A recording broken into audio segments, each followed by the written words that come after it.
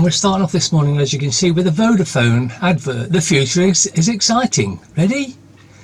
Anyone notice anything not so exciting about this?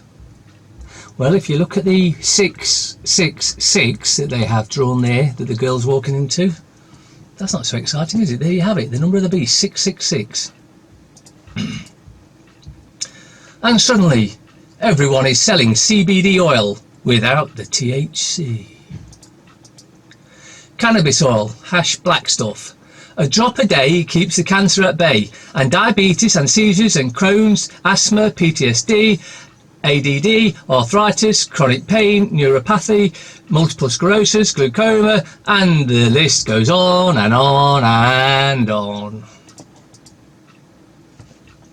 Did you know we are not meant to cut or clamp umbilical cords? Cord circulation continues for 30 minutes after birth, meaning for over 30 minutes stem cells, blood and vital nutrients are meant to be pumping into the baby. When the cord is clamped right away, the child usually gasps for air because they are receiving oxygen from the cord. This is why babies can be born underwater and not drown, as they don't need to use their lungs right away. Letting the cord detach on its own, like all animals in the wild, allows for maximum stem cell and blood transfusion to the baby, leading to healthier, more developed babies. A plant that can clothe, fuel, shelter, feed and medicate should not be illegal. Magistrate. Someone who does precision guesswork based on unreliable data provided by those of questionable knowledge. See also wizard, magician. If money and material things make you believe you are better than others, you are the poorest person on earth. US blocks UN statement to condemn demolition of Palestinian homes. The United States has blocked an attempt to get the United Nations Security Council issue a formal statement condemning Israel's demolition of Palestinian homes in the occupied Jerusalem neighbourhood of Sur Bahar earlier this week. The draft statement, circulated by Kuwait, Indonesia and South Africa to the 15-member council, expressed grave concern and warned that the demolition undermines the viability of the two-state solutions and the prospect for just and lasting peace, as quoted in Reuters' report. According to Reuters, diplomats said that the US told its counterparts in the UNSC that it could not support the draft text. A revised 3-paragraph draft statement was circulated but was rejected again by the US. Israel recently demolished 16 buildings which comprise of 100 apartments in Wadi al-Hummus area in Sur Bahar. The Israeli High Court has approved the demolition of the buildings, thus upholding military allegation that the buildings are close to an annexation wall and pose a security threat due to their proximity to illegal war. Bullshit! Palestinian appeals to demolition orders are frequently dismissed by Israeli courts, which are in fact complicit in perpetrating the Israeli policies of forcible transfer and ethnic cleansing on Palestinians. And the rest of the world sits by and does nothing. New study validates rigorous safety measures needed to reduce mercury exposure during dental amalgam fillings removal. The study further indicates that standard methods appear to be inadequate when assessing mercury exposure during drilling on dental amalgams because these methods do not account for any overlooked source mercury vapour emitted from particles of the filling that are generated by drilling. However, the new data also emphasises that specific safety measures can mitigate these mercury levels and provide more rigorous protection for patients and dental workers. For decades, a non-profit organisation has been concerned about the issue and collected research about amalgam fillings, all of which contain approximately 50% mercury, a known neurotoxin, explains IAOMT President Michael Rems, DDS, NMD. Based on the science, we are strongly recommended that security measures be enacted for dental procedures involving these silver-coloured fillings, and we have also intensely advocated for the use of dental amalgam usage. Dr. Rems added that the IAOMT hopes publicising the new study will bring about much needed and long awaited changes in dental practices involving mercury. In the meantime, some countries have already banned dental amalgam fillings, while others have recently prohibited the use for pregnant women and children, yet dental mercury is still being used in the USA and other regions with no enforced restrictions for women, children or any population. TOT shocks doc. Little boy's aggressive brain tumour shrinks thanks to cannabis compound, his parents claim. After a few months of taking cannabis, little William's tumour had shrunk by 2/3, his parents claim. The parents of a cancer-stricken little boy claim a cannabis compound has shrunk his deadly brain tumour.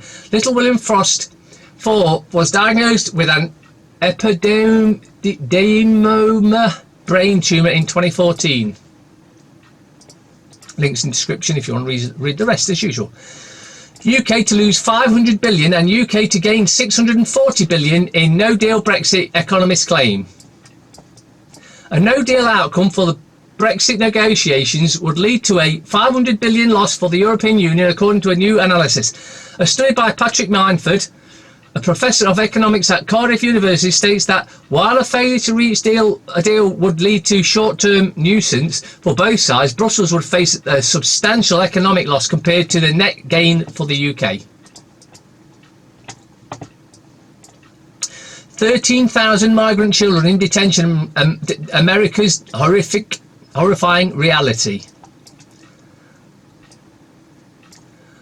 Pretend you are a child far from home. Without warning, federal officers rouse you in the middle of the night, put you on a bus and send you across the United States to live in a tent city constructed in a desert wasteland where summer temperatures hover around 100 degrees. You will not be provided schooling, classes or of any kind or books. You will spend the next few months with thousands of other children, wondering if you will and when your childhood will be returned to you. You have fled unimaginable violence have crossed entire countries alone, only to find that your right to request asylum requires that you first survive a camp that more closely mirrors a place for interned prisoners than for children.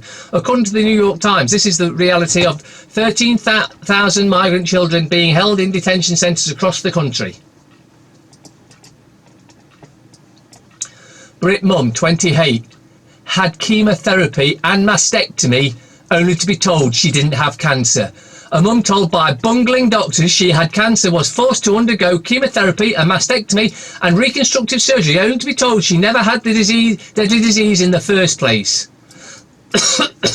Sarah Boyle, 28, from Stoke-on-Trent, was left traumatised after doctors misdiagnosed her with triple-negative breast cancer at the end of 2016 when she was just 25 years old. Doctors are out to kill us. Stephen Kinnock, accused of hiding daughter's $29,000 a year private education.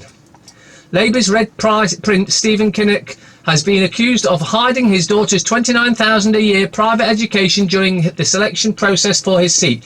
In 2014, Mr Kinnock, a Labour MP, told Wales Online that it is highly misleading to say that our daughter attended a private school in Denmark. Although, if you do look into it, she did actually attend a private school in Denmark.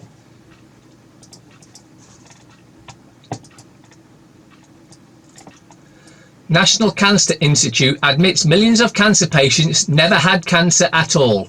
A few years ago, a dear friend was diagnosed with ductal carcinoma in situ. Conveniently labelled as an early form of breast cancer, she did opt for chemotherapy and radiation, and she did many alternative treatments. Eventually, she was sold a bill of goods about how a double mastectomy would fix her. But when they did the surgery, they forgot a few milk ducts. After that, double the amount of real cancer began to spread. Turns out she had been lied to from the beginning, like millions of others who trust their whitewashed sepulchres masquerading as physician gods. And this is a modus operandi of the cancer industry to sustain funding for massive marketing campaigns, kickbacks, salaries, research, networking and conferences galore. They must maintain a facade of finding a cure to keep the cancer pipeline lubricated. Your new Prime Minister is a liar. Protest message to the Queen projected onto Buckingham Palace. Your Majesty, your new Prime Minister is a liar. Well, he's going to fit right in then, isn't he? A protest against Boris Johnson has been projected onto the Queen's residence at Buckingham Palace. The protest was set up by an anti-Brexit group led by donkeys. Johnson will only officially become Prime Minister later on Wednesday after meeting with the Queen. London protesters have projected a message onto the Queen's Buckingham Palace. It's not the Queen's, it's ours. Residents accusing her incoming Prime Minister Boris Johnson of being a liar.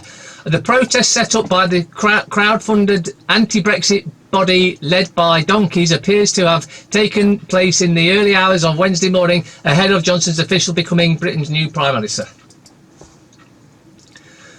Metro. Meltdown number 1. Brussels fury as Johnson an unacceptable plan for Brexit. The View from the Ridge. Real reason behind call at number 10. Meltdown number 2. Britain has its hottest July day ever and it's pure misery for commuters.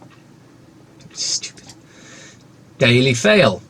Britain basked on hottest July day ever, but surprise, meltdown on the railways. Boiling point. Boris and Brussels go to war over no deal and new PM gives Corbyn roasting in the Commons. The Scum. Arsenal ace carjack hell. Hottest July day ever. New PM promises a golden age and he gives Corbyn a roasting. John Sun. Express. Hottest July ever, but it's misery on railways. Are you missing out on cut price prescriptions? No, because I don't take them. Boris on warpath with EU.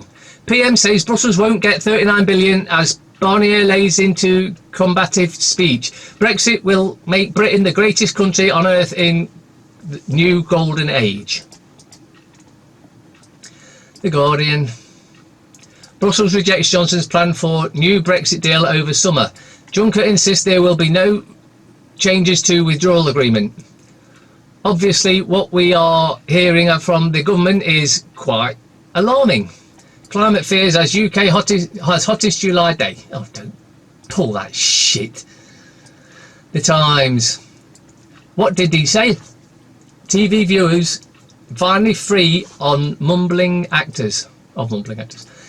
Tory rights anger over senior aide to Johnson. Brexiteer MP rejects powerless job in first big row. Record heat levels trigger climate warning. Aye. Hottest July day ever, yeah. Johnson backs migrant amnesty for 500,000 people in the UK without papers. And see, more of the same shit. The class ceiling, how it still pays to sound posh.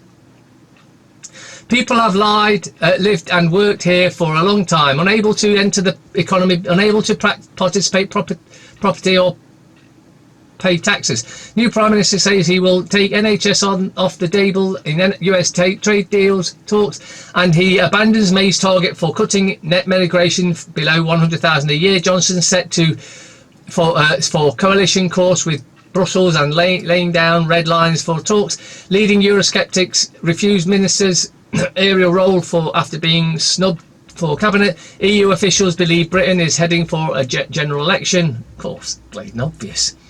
Dominic Cummings could be real PM. Get ready for an election. PM's next move on Iran. Environment Secretary who's backed fracking. Mirror. Britain swelters. Cool it. Cops called as Lido storm. Stormed by 500 overheating sun lovers. Highest July temperature and second hottest day ever recorded. Well, it was hottest day a minute ago, but that's a waste of paper. Star. Prim star in carjack terror.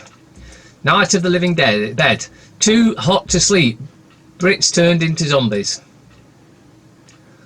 Love Isle. Truth about Anna and Jordan. Enders Max Fury at BBC Gingerists. Financial Times. Draghi paves the way for stimulus package to revive ailing Eurozone. ECB chief hints at losing policy in September. Rate cut and asset purchase signalled. We don't like what we see on the inflation front. We are determined to act. EU critics of Johnson's unacceptable Brexit terms set scene for bruising talks. Facebook warns on delays to launching new products. Boris Johnson, dumb, and Donald Trump, dumber. For Boris and Donald, every day is a no-brainer. And there they are again. Boris sets off to number 10.